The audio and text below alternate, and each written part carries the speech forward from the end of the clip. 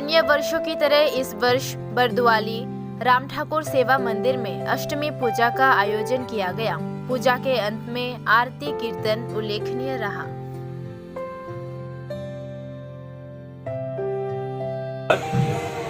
बरदुआली राम ठाकुर सेवा मंदिर पक्ष থেকে মহাঅষ্টমী তিথিতে আমি আপনাদের মিডিয়াদের প্রথম শুভেচ্ছা ও অভিনন্দন জ্ঞাপন করছি।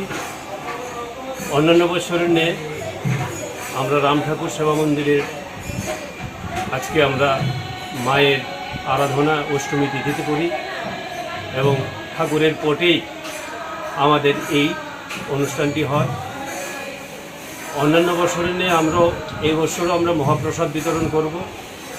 কিছুক্ষণ আগে আমাদের অঞ্জলি দেওয়া হয়ে গেছে। আমরা সারা বছর এই আশ্রমের পক্ষ থেকে সেবামূলক কাজে ব্রতী থাকি।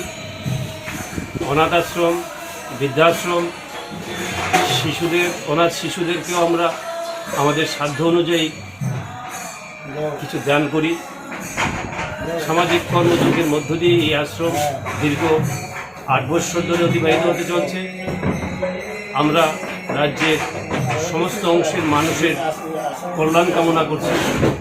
সবাই যেন সুস্থ থাকে, ভালো থাকে, এই আমার ঠাকুরের শ্রীচরণে নিবেদন।